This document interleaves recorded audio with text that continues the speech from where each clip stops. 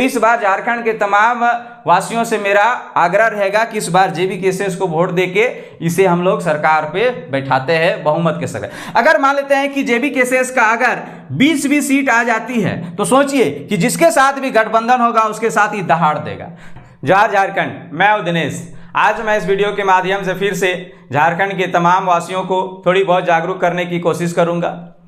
जब मैं ये वीडियो अपलोड किया था तो कुछ लोगों ने कमेंट किए कि हेमंत सरकार की बुराई तो दिखा दी, अच्छाई भी दिखाइए। तो आज मैं इस वीडियो में हेमंत सरकार के कुछ कार्य को दिखाने वाले हैं और इसके बाद आप लोग को तय करना है कि किसे झारखंड में जो विधानसभा चुनाव होगा वो किसे वोट देना है। तो चलिए आज हम लोग झारखंड में हेमंत सरकार के कुछ कार्य देखते हैं। मैं एक टीचर हूं, इसीलिए मेरा कर्तव्य है कि ज़्यादातर जो मैं अपनी बात जो है वो स्टूडेंटों के पक्ष में रखूं। तो आज हम लोग देखते हैं कि हेमंत सरकार जो है झारखंड के स्टूडेंटों के लिए क्या की है, क्योंकि झारखंड के स्टूडेंट जो है वो क्या हो गए हैं तो बेरोजगार हो गए हैं, बहुत ज़्यादा बेरोजगार से पीड़ित हो गए हैं, क्योंकि ना ही केंद्र सरकार इस पे ज़्यादा ध्यान दे रही है वैकेंसी पर और ना ही राज्य सरकार दे रही है। तो केंद्र सरकार को हम बाद में निचोड़ेंगे, पहले हम लोग अपना राज्य वाला को ही देख लेते हैं। और मैं ये बात पहले क्लियर कर देता हूँ कि झारखंड का जो है वो विकास केवल क्षेत्रीय पार्टी ही कर सकती है। कुछ लोग इस वीडियो देखने के बाद कमेंट करेंगे कि बीजेपी की भी सरकार तो बनी थी झारखंड में, तो बीजेपी ने क्या किया। तो पहले तो मैं इस बात को क्लियर कर देता हूं कि झारखंड का विकास जो है वो केवल क्षेत्रीय पार्टी कर सकती है। और इस समय क्षेत्रीय पार्टी जो है वो सबसे ज्यादा जो है वो चर्चित है, वो है आजसू, जेएमएम और जेबी केसेस। जेबी केसेस अभी एक बार भी विधानसभा की चुनाव नहीं लड़ी है, तो इसको अभी साइड में रखते हैं। पहले ये दोनों की सरकारें के देख लेते हैं इसने क्या क्या किया। तो पहले हम बता दें कि आजसू की सरकार जब भी बनी है तो बीजेपी के साथ बनी है, बीजेपी के साथ। और बीजेपी इसको कितनी सीट देती है तो 10-12 सीट देती है, जिसमें से ये 5-6 लाते हैं। और 5-6 लाने के बाद सबसे ज्यादा किसकी होती है तो बीजेपी की। तो इसका मतलब कि यहाँ बीजेपी बहुमत के साथ आता है, जिसके कारण आजसू जो है इस पर कोई काम नहीं करवा सकता है। तो अब हम लोग को झारखंड के विकास के लिए जो है वो आजसू से अब हमें कोई उम्मीद नहीं है, क्योंकि आजसू अकेला सरकार बना नहीं सकता है। ये जब भी बनाएगा बीजेपी के साथ बनाएगा, और बीजेपी के साथ बनाएगा तो फिर से लोगों के लिए ज्यादा करेंगे, क्योंकि बीजेपी का वोटर सब जो है वो बाहरी लोग ज्यादा है, शहरों में ज्यादा मिलते हैं। तो इसीलिए आमतौर पे गांव क्षेत्र में जो है वो बीजेपी ज्यादातर काम नहीं कर पाती है। अब देख लेते हैं जेएमएम के बारे में। जेएमएम सरकार बनाती है किसके साथ? कांग्रेस के साथ। देखिए आजसू भी बीजेपी के साथ गठबंधन करके सरकार बनाती है और जेएमएम भी कांग्रेस के साथ। और बीजेपी और कांग्रेस दोनों जो है वो नेशनल पार्टी है। फर्क यह है कि आजसू का सीट 2-3 आता है इसके साथ गठबंधन करने के बाद, और इसके साथ गठबंधन करने के बाद जेएमएम की जो है वो कांग्रेस से ज्यादा आती है, मतलब 26-27 इतने आते हैं। इसका मतलब क्या है कि विधानसभा में सबसे ज्यादा सीट किसके होते हैं तो जेएमएम के होती है।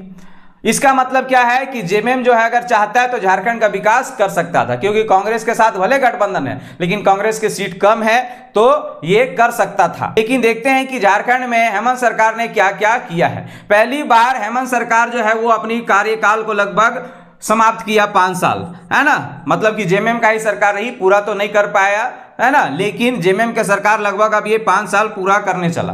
तो देखते हैं कि जेएमएम के सरकार जो है वो झारखंड के स्टूडेंटों के लिए किस तरह से कार्य किया है। तो सबसे पहले मैं एक टीचर हूं तो स्टूडेंट के रोजगार पर ही हम बात करेंगे। तो पहला देखते हैं कि झारखंड में एक वैकेंसी आती है झारखंड पुलिस, जिसके सीट जो है वो लगभग 4919 सीटें हैं। ये वैकेंसी जो है वो लगभग जो है वो 7 वर्ष बाद आती है, 7 वर्ष बाद ये वैकेंसी आई है। लेकिन इस वैकेंसी को जब आप ऑब्जर्व कीजिएगा तो लगभग नहीं करेगा कि झारखंड का वैकेंसी है। साफ साफ हेमंत सरकार जो है वो लग रहा है कि बाहरी लोगों को एक दावत दे रहा है और झारखंडियों को केवल वैकेंसी के नाम पे ठगा जा रहा है। तो देखते हैं क्या किया है।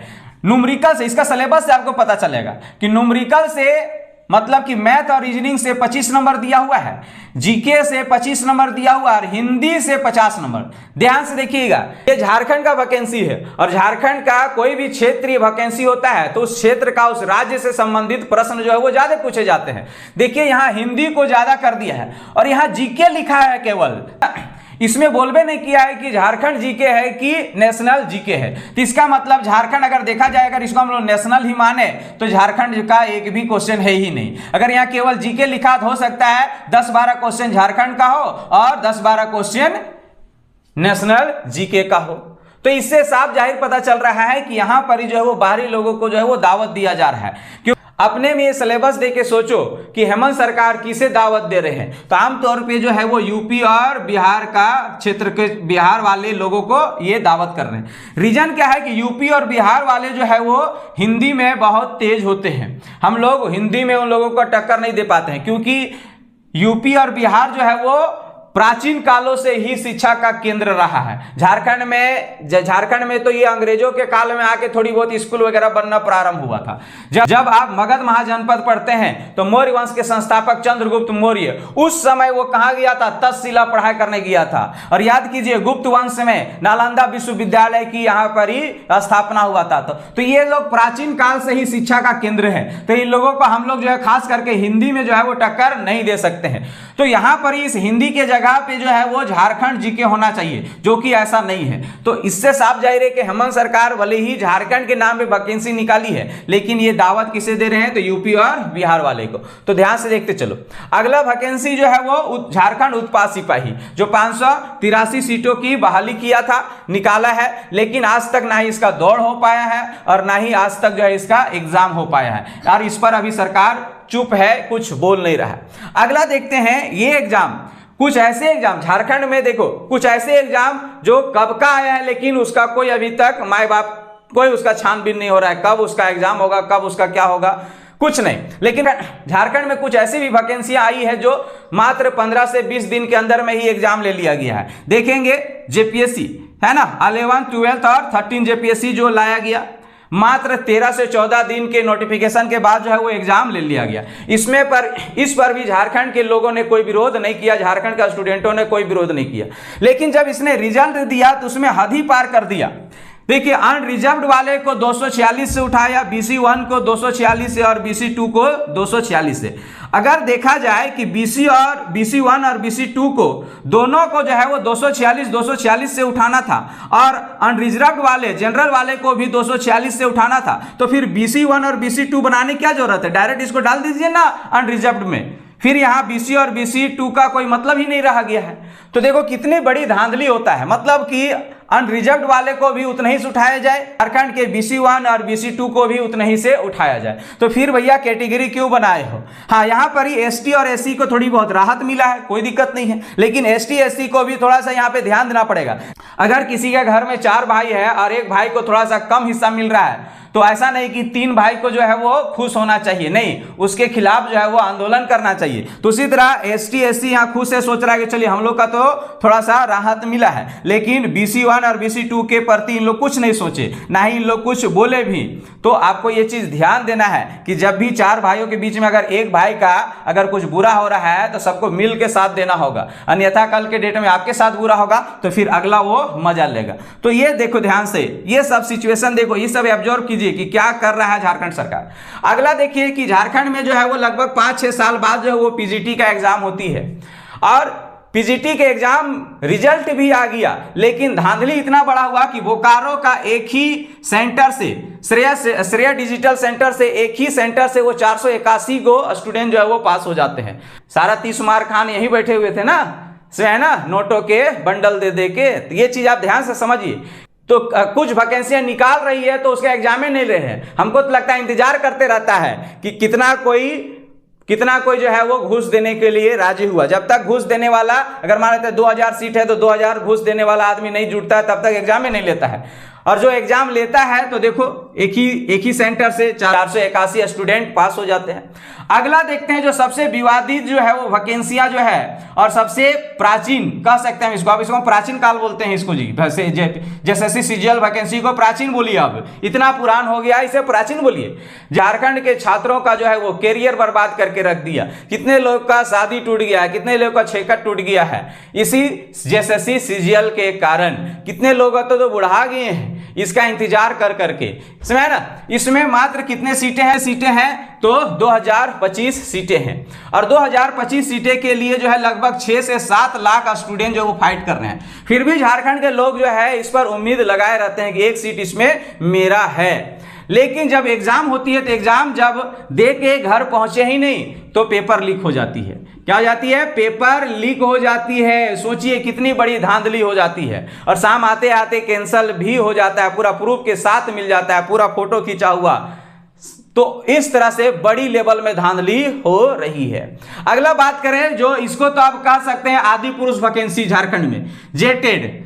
झारखंड राज्य का बना लगभग 24 साल हो गया है, लेकिन जेटेड का एग्जाम जो है मात्र 2 बार हुई है, एक 2013 में और एक 2016 में हुई है। अब सोचिए, और प्रत्येक साल लाखों स्टूडेंट जो है वो डीएलएड कर रहे हैं, बीएड कर रहे हैं और इंतजार है कि अब जेटेड का एग्जाम आएगा, उसके बाद वैकेंसी लेंगे। लेकिन ये जबकि ये क्या है, इसमें नौकरी नहीं मिलता है, इसमें केवल जो है वो झारखंड टीचर एलिजिबिलिटी टेस्ट है, इसमें केवल टेस्ट लिया जाता है कि कौन टीचर बनने का लायक है। फिर भी ये जेटेड का एग्जाम नहीं ले रहे हैं। सोचिए, इसको तो 6-6 महीना में होना चाहिए, सीटेड के जैसा इसको एक तो फिक्स कर देना चाहिए, क्योंकि इसमें नौकरी तो देना नहीं रहता है, तो आपको केवल एग्जाम लेना रहता है। तो एग्जाम का पैसा तो हम ही लोग देते हैं जी, है ना। जिस तरह सीटेड का एग्जाम जो होती है 1000-1200 हम ही लोग तो देते हैं, तो उसी तरह हम ही लोग तो पैसा देंगे, आपको केवल एग्जाम कंडक्ट करवाना है, फिर भी ये नहीं करवा पा रहे। तो ऐसे सरकार है। हम पहले ही कह दिए हैं कि बीजेपी और कांग्रेस से हमें उम्मीद नहीं है, तो हमें केवल जेएमएम से उम्मीद है, क्योंकि आसू भी से उम्मीद नहीं है, क्योंकि आसू किसके साथ जाती है? तो बीजेपी के साथ जाती है। अब जेएमएम का 5 साल का कार्यकाल हम लोग देख लिए कि स्टूडेंट के साथ जो है वो कैसे धोखाधड़ी कर रहा है। अब हम लोग पास एक ही चॉइस बच गया है, जो अभी जेबी केसेस है, समझे ना क्या है? तो जेबी केसेस है। तो हम लोग को इस बार जो है वो जेबी केसेस को थोड़ी सी राहत देनी चाहिए। इस बार हमें जातिवाद के नाम पर वोट ना देके हमें जेबी केसेस के वोट देना चाहिए, क्योंकि अब हम लोग के पास चॉइस नहीं है। आसू को देते हैं तो बीजेपी के साथ गठबंधन कर जाती है, जेएमएम के साथ देते हैं तो कांग्रेस के साथ गठबंधन कर जाती है। तो इस बार हम लोग जेबी केसेस को देते हैं, और जेबी केसेस देखिए, और जेबी केसेस कार्य भी करेगा। क्यों? क्योंकि अभी नई पार्टी है, ये अपना नाम कमाना चाहेगा। नहीं देखते हैं जी, कोई जब नया नया शादी होता है तो दूल्हा तुरते मैडम बोलेगी फुचका लेते आ दीजिएगा, फुचका फटाक से ले आ जाएगा, समझे ना। तो शुरुआत का तो 3-4 साल तो ये आराम से काम करेगा ही। 3-4 साल बाद पति सब फुचका लेता है तो कुछ खाली हाथे आ जाता है, ना मिला तो फोन करके फुचका लेते आ, तो ये लेते आ, वो लेता। ये 5-6 साल बाद ऐसा होने लगता है। तो उसी तरह जेबी कैसे शुरुआत का जो है वो काम करेगा, समझे ना। तो इस बार झारखंड के तमाम वासियों से मेरा आग्रह रहेगा कि इस बार जेबी केसेस को वोट देके इसे हम लोग सरकार पे बैठाते हैं बहुमत के साथ। अगर मान लेते हैं कि जेबी केसेस का अगर 20 भी सीट आ जाती है तो सोचिए कि जिसके साथ भी गठबंधन होगा उसके साथ ही दहाड़ देगा, समझे ना। उसके साथ क्या होगा? दहाड़ देगा। या तो यहां पे गठबंधन करे चाहे यहां पे गठबंधन करे, ये दहाड़ के रख देगा, क्योंकि 20 सीट अगर कम से कम आ गया तो इस बार हमें उम्मीद करके रखना है कि जेबी केसेस को ही वोट देना है। तो आज मैं इस वीडियो में हेमंत सरकार के कार्यों के बारे में चर्चा की। इस वीडियो देखने के बाद अगर अभी भी किसी को डाउट्स है कि किसे वोट दें, है ना, जेबी केसेस के अलावा हमें और भी कोई उम्मीद है, तो उसका आप लोग कमेंट कर दीजिए कि ओनली फॉर जेएमएम या ओनली फॉर आसू, है ना। और